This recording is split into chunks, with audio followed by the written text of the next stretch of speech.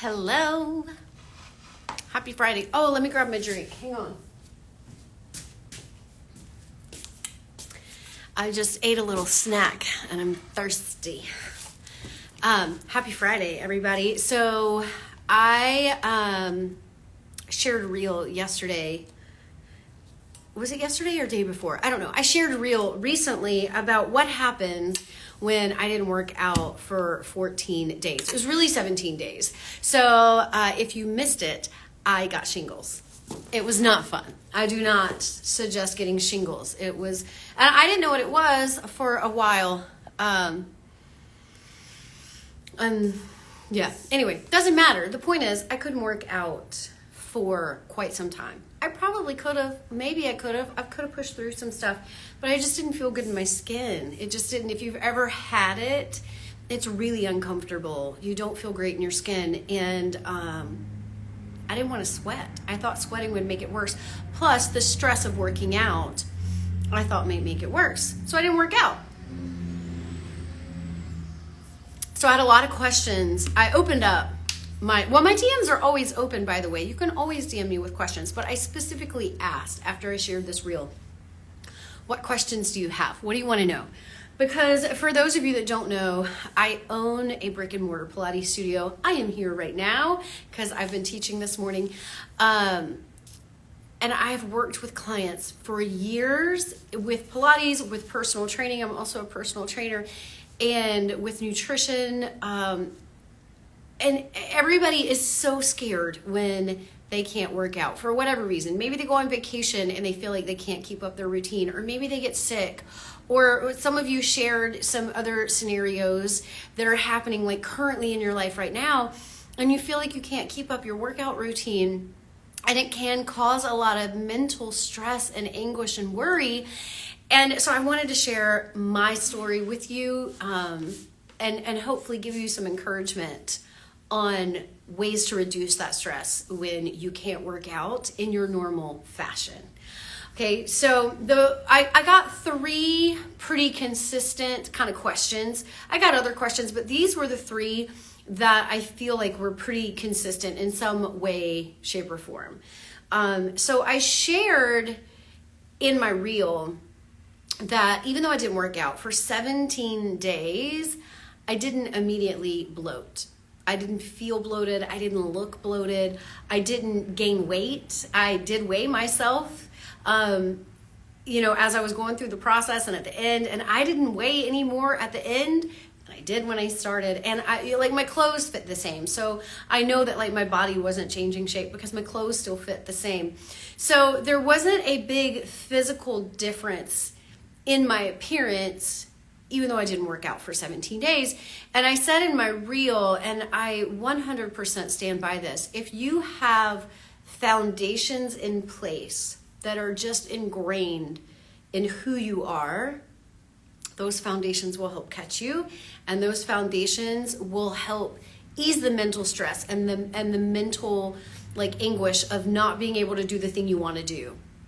So just like every day, you're going to get up and brush your teeth, probably twice a day, and you don't even think about it. It's not even a question of, am I going to brush my teeth or not? It is just ingrained in who you are that you're going to brush your teeth. That is part of your daily hygiene. So what I'm saying is part of your daily hygiene needs just to be, am I getting enough sleep at night? I feel like that is one of the hardest ones. And I am a mom of 2, and I own 2 businesses, and I understand getting enough sleep at night is a struggle, and it is hard. And it is actually something that I had to work very intentionally and very hard at to start to set that habit into place. And now it's I wouldn't say easy, but it's pretty easy for me to get enough sleep. And I know when I do, and I know when I don't. And I don't like the days that I don't. And most people don't like me the days that I don't. I can be a bit grumpy when I don't get sleep. But you've got to have the routine and the habit in place so that when things don't go as easily as you want, you're still gonna do the same things that are ingrained in you. Like if you wake up late and you gotta be at work on time, you're not gonna skip brushing your teeth. You're not gonna forget it, and you're not gonna skip it. And that's what these habits and routines have to become. So things like breath work, to help calm the nervous system, like those should be like such an easy go-to part of your day. Things like getting enough sleep at night should be such an easy, like I don't even have to think about it. I know the routine. I know what I'm supposed to do. Things like nourishing your body, hydrating your body, basically tending for your body, taking care of your body. Like those should be basic fundamentals that are in your day that support you when you get sick and you can't work out, or when you're on vacation and you don't want to work out or you can't work out, whatever the case may be, or maybe you're caretaking for someone else and you can't work out the way you normally would. You know, I watched my parents go through that dynamic, and I watched my dad, thank goodness, having some very strong fundamentals in place that was able to carry him through being a caretaker for my mom for almost a year. So those are the fundamentals that I vastly, like, I cannot speak enough for. It's boring. It's incredibly boring. Nobody wants to work on that. I get it. And it feels so hard. And it is more a mental thing than anything else. But you've got to get those fundamentals in place. Like, you got to get the boring stuff in place to just be ingrained in a part of who you are, so you don't even have to think about it, because that's your foundation. And I don't care what you do, if you don't have that foundation in place, you're not on a firm ground. And the moment anything starts to come out of balance, it's all going to fall around you, because that foundation isn't there. You got to have that foundation. And so one of the questions I got a lot was, well, has it always been easy for you? Heck no. I had to teach myself this. Nobody taught me this until, so if you back the bus up, I'm going to try to keep this short, but if you back up the storyline, 2019, I had a 2-year-old and a 6-year-old, and I had just moved my business. And that season, I won't go into it, but it was a very messy season. It was a very hard season. And my business was doing phenomenal and growing, and everything was great. And I was still dealing with some postpartum stuff from my second son and some health stuff. And everything in my world and in my body just went to hell in a handbasket. And I had not been prioritizing that foundation. I had not been prioritizing my sleep or nourishment or relaxing my nervous system, right? Learning how to regulate my emotions. I had not been in embodying any of that. I was too busy taking care of everyone else, taking care of my young children, taking care of my business, taking care of my clients, taking care of my teachers, but I wasn't taking care of myself. And I didn't know how. Nobody had taught me how. Nobody had told me what to do or gave me like rough guidelines. I had to go out and find the resources myself, and I had to start from ground zero and build up and figure out what my body needed. And the biggest struggle for me was learning to slow down enough to listen to my body. My body had been giving me cues the entire time, and I wasn't stopping enough to listen. I would listen to my toddler when he would cry and scream. Even though he couldn't verbally communicate with me, he could tell me and I could understand. My body was trying to tell me, but I wasn't listening. So no, it has not always been easy for me. And that was 2019, right? So we're not even 10 years out, but now I am so ingrained in my rhythm, and I am so in tune to listening to my body. I don't always get it right. And we're not looking for perfection. And I think that's another thing that needs to be said. We are not looking for perfection. And sometimes it's a conscious choice. And sometimes it's not as conscious. Like it's oh man, I screwed that up. And it's okay. The point is you just keep going. Like if you accidentally go to bed one night without brushing your teeth because you fall asleep on the sofa and then you walk upstairs and you go to bed, you're not going to be like, well, I didn't brush my teeth, I might as well never brush my teeth again. No, and you wouldn't beat yourself up over it. You wouldn't even really think anything of it. Probably you'd just be like, gotta brush my teeth this morning. That's disgusting. So if your foundation, if you fall away a little bit, it's okay. You just keep going. So it hasn't always been easy for me. It is something I had to intentionally learn and intentionally figure out how to do and put into my life. But let me tell you, when I did, my life is so much easier on so many levels, but I'm not going to get into that because that's not what this live is about. So the second question I got a lot was, well, what did you do differently? Like, what did you do? If you're not doing your normal workout routine, what did you do? Did you do anything, or did you just sit on the sofa? So for me, I am not a sit on the sofa type of girl. So I increased my steps because that felt good to me. That doesn't mean in your situation that that's going to feel good to you. But again, I have that foundation and I know what my body is asking of me, and I can listen to the cues my body is giving me, and I increased my steps, and that felt great to me. So the time that I would have spent working out, I went on a walk. I actually went on a lot of walks because I felt so uncomfortable in my skin with the shingles.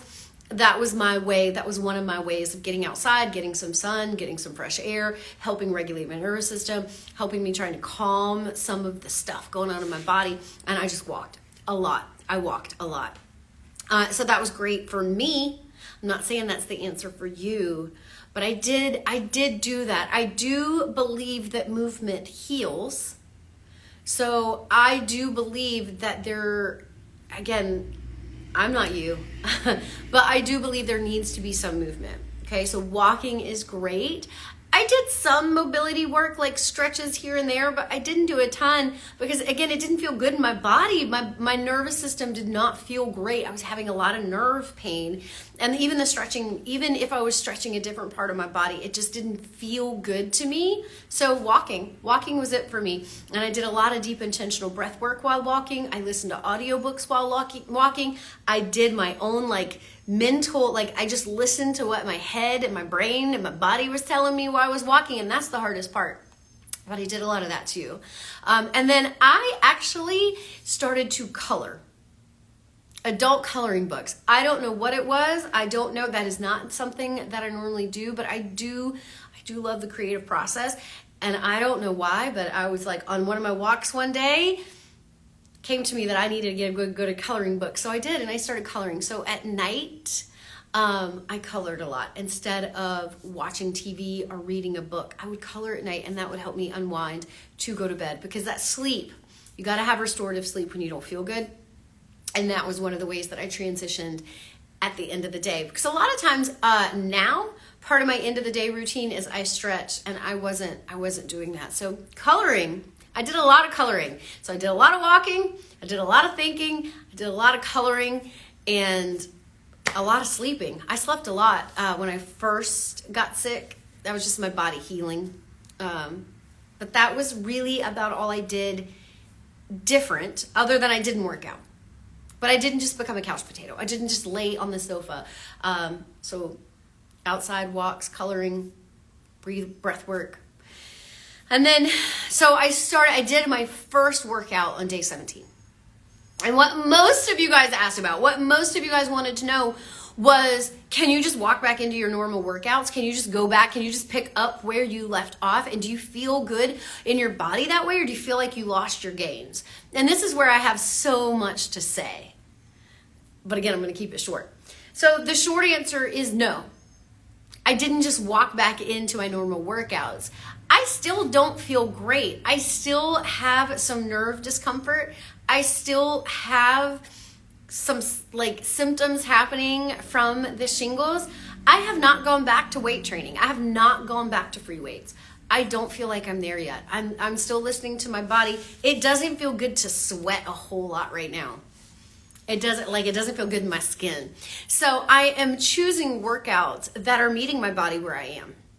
So like I said, I'm in a Pilates studio. I am here in the Pilates studio. I've started back with Pilates, and they're not the hardest Pilates sessions I've ever done, but I am moving my body in a way that feels good, and that I am building strength, and I'm building stamina, and I am moving, and I'm getting a little sweat, but not enough to get really, really uncomfortable. So I did not start right back out where I left off.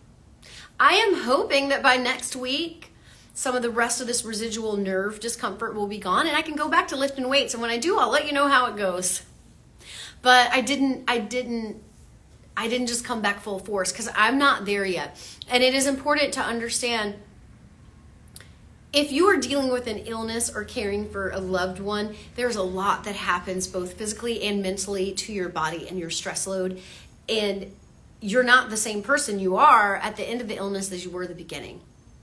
You might look like the same person. Like, I did not physically gain any weight, but my body is still under a significant amount of stress. My body is still healing on a cellular level, And it's not ready for the amount of stress of a heavy, hard workout. And I have to honor that.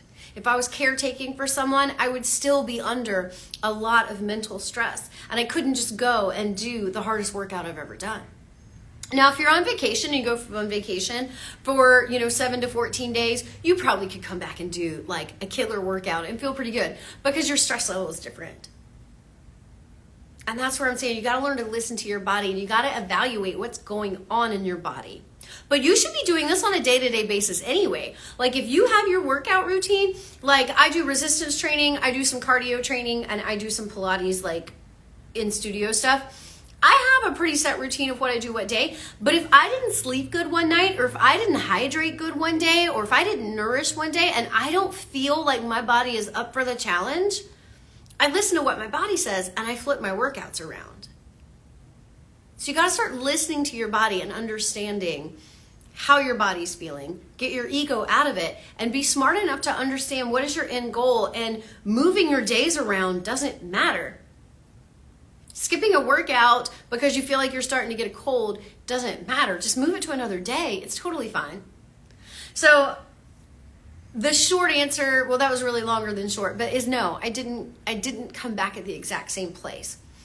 But there's a but, and this is the part that I think is very important that I definitely want you to listen to. I didn't lose a lot of strength. When I got on the reformer, I could do pretty much anything I wanted to do physically. Again, it just didn't feel great in my skin. But physically, I was capable. I just knew my body on a nervous system portion wasn't ready. Could I go lift weights and lift to the same intensity that I was before after being gone for 17 days? I would probably, you listen close to this because this is a 2-part answer. I would probably be pretty close on the things that I have trained on for years. I've trained Pilates for years. I've been doing Pilates for all of my adult life. I can slip back into that pretty easily. My muscle memory is there. My body connection is there. With the free weights, there's a lot of things that I routinely do and have done for years, and I have built that strength, and that strength is there. And 14 days is not that big of a time difference that I could probably step back in at a pretty familiar strength. I'm not going to be starting over from ground zero because I have done it for so long. I have built that strength, and it is part of who I am. Here's the part 2. There are some things, some goals that I am currently working on in a physical capacity, particularly with my free weights, that I know I'm not going to step back in at the same place. Because it is a newer goal. It is a newer task for me. It is a newer strength for me. And I'm not going to step back in at the same place I left. It's not a part of me yet. Will it be a part of me later? Yeah, sure. Give me another year. It'll be a part of me. But right now, no.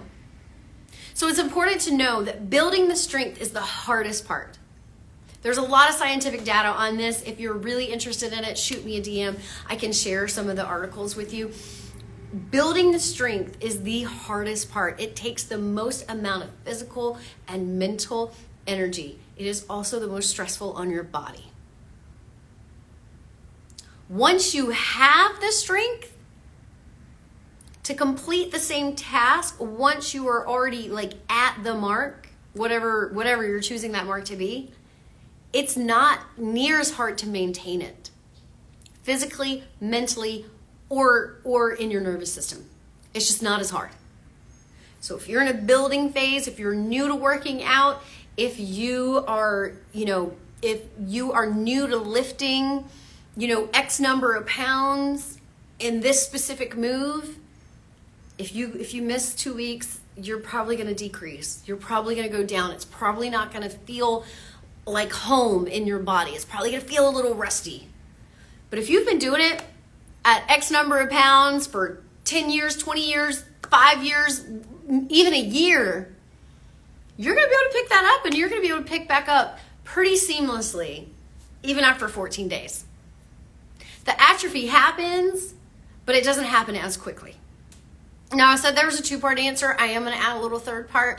The older you are, the quicker that atrophy happens, both mentally and physically.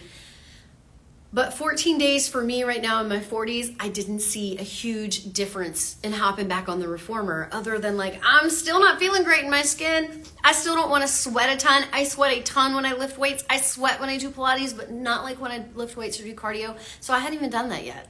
But I fully anticipate when I do, I'll start back out similar to where I was on most things, a little behind where I started out, where I'll start out with some of the newer things I'm training. But I won't start from ground zero, because I work out as part of my foundation. It is part of who I am.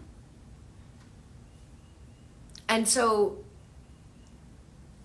that's what that's the 3 things that I want you to focus on. If you can build a strong foundation, you're building resiliency. If you can build a strong foundation, you're building resiliency. So stop chasing numbers on a scale. Stop chasing sizes of clothes. Stop chasing stupid metrics that don't mean anything, and start building routine. Start building habits. Start building, that taking care of your body mentally, physically, and emotionally is just as important and just as second nature as brushing your teeth in the morning. And then when shit happens, you'll be able to respond. It doesn't change your normal routines. It might tweak them, but it doesn't change them. It doesn't change your body's response. Your body is locked in. None of this is easy to do. I'm not discounting. It is hard to do. But you start a piece at a time and you move on. And you keep layering, okay? So pick what you want to start with first. Maybe you want to start with sleep first. Maybe you want to start with making sure you're dialed in your nutrition first. Pick something, dial it in, and then add the next layer. So anyway, that's the 3 things. I started this sentence a minute ago, never finished it. That's the 3 things I want you to know. No, it has not always been easy for me. No, I did not lose all of my gains, but yes, I will lose some of my gains. And then 3rd thing, yeah, I did change up my routine, but I was very purposeful about how I changed up my routine, and I listened to my body and I let my body guide me. I didn't go in thinking in 2 weeks I'm going to work out. I didn't know when I was going to work out again. I don't know if I'm going to lift weights next week. I'm hoping I'm going to lift weights next week. But if my body is still like, then I'm going to be like, okay, I'll just keep doing some Pilates. I'll keep going on my walks. Listen to your body. All right, that was longer than I intended, but I hope you enjoyed it. If you have any other questions, or if you want to know anything else about anything I said here or about that reel, shoot me a DM. My DMs are always open, and they're always confidential, so I'm never going to share your name or your story out publicly. But I'm happy to help. I'm happy to chat, and I hope you guys have a great Friday.